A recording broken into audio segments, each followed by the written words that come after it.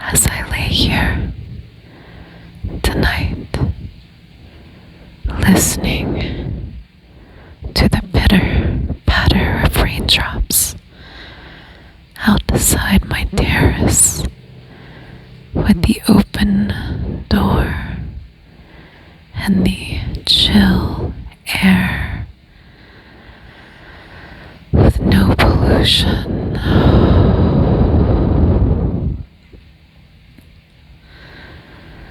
And I think about how we got here, you and me in this moment that we are sharing across time and space,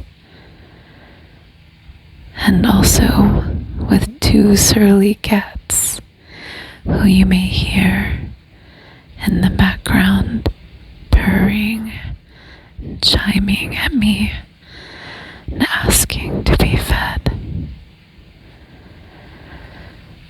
I invite you to join this moment with me without distraction. I myself am lying down with a furry blanket over me, and it is dark, and my eyes are closed. And you can take whatever position you like. But I do invite you to close your eyes. You see, the elimination of sight is profoundly important for up-regulating other sensory mechanisms that you have in your body.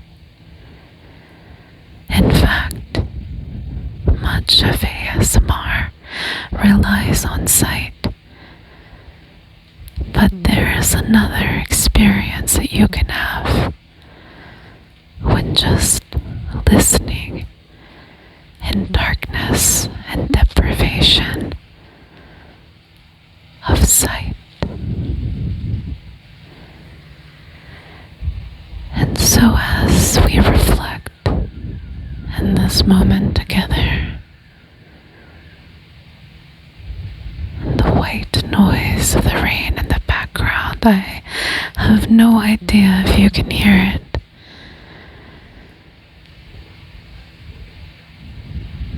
You and I are sharing this moment, but we don't share space, and we don't share time. How did we get here? How did you get here in this moment? It is more than just a silly existential question. You see, I have been at the cusp of a major life change, sitting at the crossroads. Have you ever been in one of those? I'm sure you have. We all have. And I, at the crossroads, was faced with several decisions. This way, that way, which way in between. And our sophisticated minds, with all of its computer processing, making sure that we predict the outcome. We can thank our prefrontal cortex for that. But sometimes our prefrontal cortex can't see everything. And this is where the magic of the universe comes in.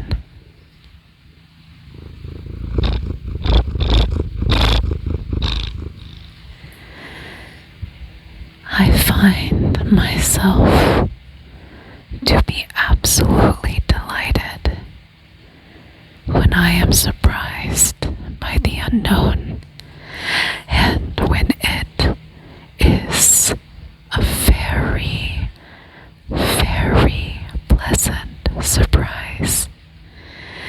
This brings a sense of joy that I think our English language can accurately conceptualize in one phrase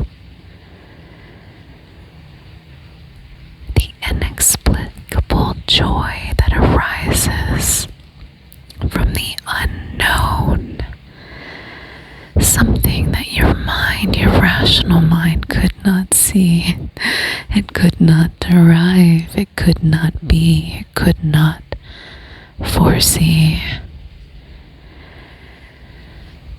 With all of our elegant processing, with all of our neuronal capabilities, we can never predict that which is truly unknown. And therein lies one of the biggest quandaries of the human condition. We are both simultaneously frightened and terrified of the unknown, while we are also enraptured in joy and pleasure. There is something about the unknown that brings us to a brink of madness. If you think about the turmoil that you experience when making major life decisions, and yet somehow we always get to where we're supposed to be. Somehow we always get to where we need to be seen. And so you and I, sharing this moment across space and time, is actually, when you step outside of the reductionistic, materialistic perspective, is kind of a miracle, because we consider consciousness to be beyond one lifetime.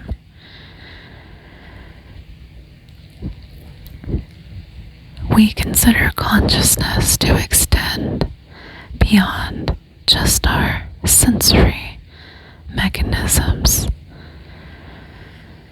And when we meet, electronically speaking, spiritually speaking, we share a glimmer, a moment of consciousness together. It is not as though you are existing in 1904, listening to this recording. And if you are, that would also be pure magic. But now, let's step away from this moment and think about all of the other moments in your life where you chose to go right instead of left, where you chose to go up instead of down, where you chose this way and not that way. And think about the different people that would have crossed your path, and these series of decisions which unfolded as a result of you swiping right versus left, or hitting reply versus not reply. And the magic of this journey is that our life is shaped by these decisions that we